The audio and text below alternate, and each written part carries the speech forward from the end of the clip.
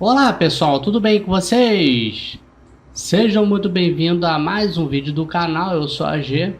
Bom pessoal, já está disponível a versão mais recente do Linux Mint, a versão 21.3 com o codinome Virginia.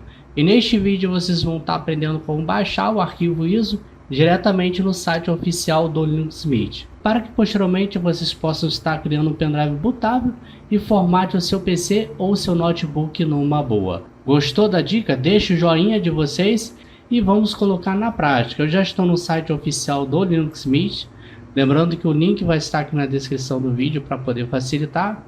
Linux Mint 21.3 Virginia. Como vocês podem ver aqui, a gente vai clicar aqui no botão Download. Vamos ser redirecionado para esta tela e aqui nós vamos escolher a edição Cinnamon. Vamos clicar em Download novamente. O arquivo ISO tem em torno de 2.9 GB e abaixo nós temos aqui os servidores disponíveis aqui para a gente fazer download do arquivo ISO.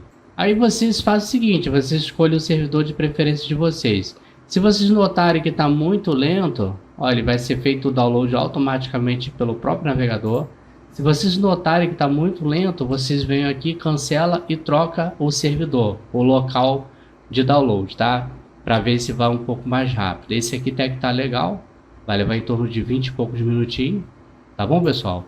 Agora tudo muito simples, basta vocês aguardarem até que o download seja finalizado. Finalizando o download, o arquivo ISO de vocês vão estar na pasta download, este computador, downloads. Basta vocês aguardarem, vai estar aqui, tá bom pessoal? Então está aí, mais uma dica compartilhada com vocês. Eu espero que vocês tenham curtido essa dica. Gostou?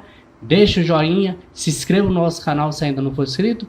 Nos encontramos até a próxima dica e valeu!